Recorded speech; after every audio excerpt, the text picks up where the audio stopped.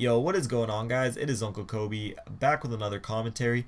Today, I got a few things I want to talk about, but first for the gameplay. As you see, I'm going to start off with a sniper accidentally. As we all know, I am terrible at sniping, so I switched directly to the M14. As you can see right here, I get schmanged off the start. But yeah, I'm using the M14 this game with quick draw, sleight of hand, and dead silence. And for my strike package, I have sit rep, steady aim, and marksman, I believe. But yeah, this was a pretty decent gameplay. I think I go 30 and 2, 30 and 3 or something like that. I do play pretty slow, but I really just didn't know any of the spawns or kind of where to go. I was a bit confused. And right here, you're gonna see some awesome Infinity Ward host migration, which is just fantastic. I'm just trying to shoot this guy, and all this crap's going on, and all that good stuff. But actually, here's a little cool little tip thing. If you look at the minimap right now, you see there's a guy right to my right. So right here, I was thinking just to jump off and kill this guy, and I immediately started looking for this guy, who jumped down right here and got the D. But that's not what I want to talk about. Today I want to talk about Black Ops 2 and if it's worth buying. I know for myself it really does not matter like what the game is or who makes it. I'm gonna buy it regardless. It could be Call of Duty Rise of the Retarded Rabbits 4 and I'd still be there at midnight to picking up the game. But for some of you other guys that might be into other games, not just Call of Duty, and you're kind of on the fence about it whether or not to drop 60 bucks or not, this video is for you. Now, I think it's safe to say that the last few Call of Duties seem to be basically the same game as the year before, but with some new skins and like guns and sound effects and stuff like that. So what exactly will be new with Black Ops 2? Well, let's start off with the actual game engine. We already know it's going to be the exact same engine that has been used since Call of Duty 4. Treyarch says that they use a different engine, but we aren't stupid. The game mechanics have felt the same since Call of Duty 4, and they will feel the same in Black Ops 2. But that could either be a bad thing or a good thing depending on your stance on it. I personally have no problem with the game mechanics, and compared to other multiplayer FPSs, it runs very smoothly. But there's just a level of repetition that you start to feel, from the look of the game and how it plays.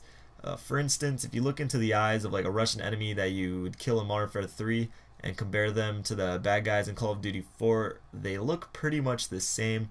I personally don't care about how they look and that stuff, and I definitely don't care about their eyes. I'm not really a homo, but you guys can catch my drift. Moving on to the single player, you shoot stuff, you move forward, and you shoot more stuff. That will never change, so I'm just going straight to the multiplayer, which has quite a bit of new features that hopefully will make the game more enjoyable. For one, the whole creator class system has changed. I'm sure all of you know that already with the whole pick 10 system and all the customization. But if you don't, click the annotation on screen and you can be enlightened about that. The next thing is league play, which is the thing I'm second most excited about for in this game. And I'm not sure if any of you guys have played StarCraft, but in that game there are different leagues that you play in depending on what your skill level is at. And they're bringing that idea into Call of Duty, which I think is just great. Having a real ranked playlist is something that I've been waiting for quite a while.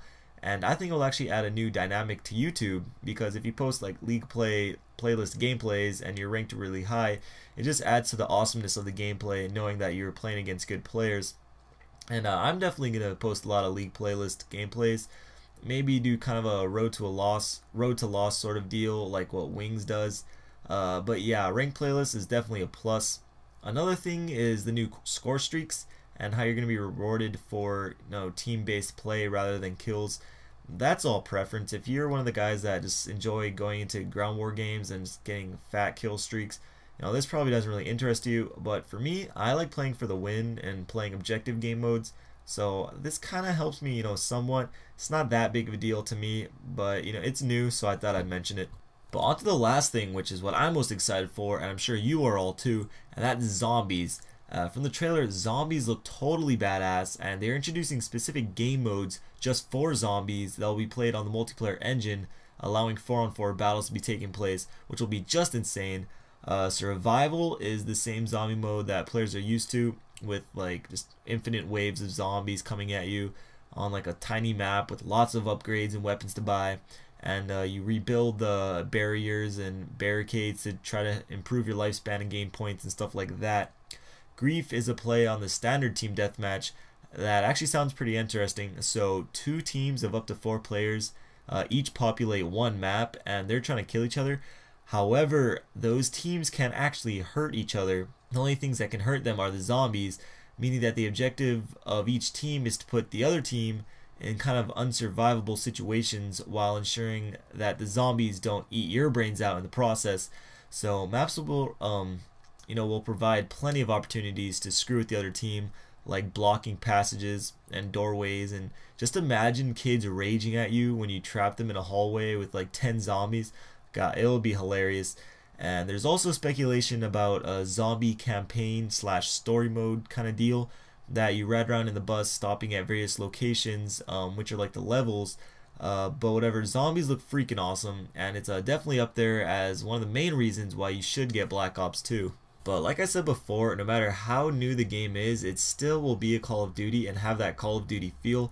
It's just like Apple and their iPhones, really. Like every year they put out a different one that usually don't feel that different. You know, first from the 4 to the 4S, and then from the 4S to a little longer 4S.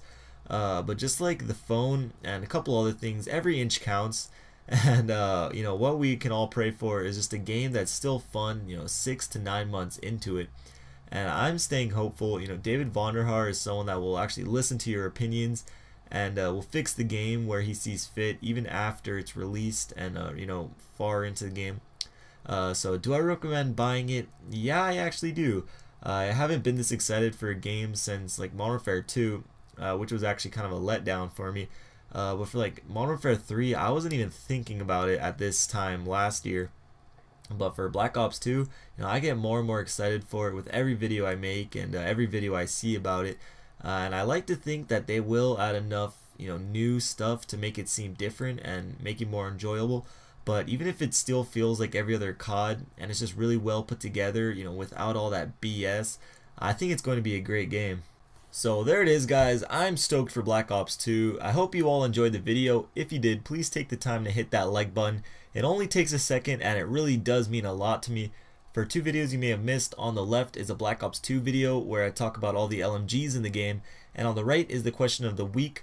Even if you already answered, go back and leave another one. I'm going to pick this week's winner on Friday night, so take advantage of the opportunity.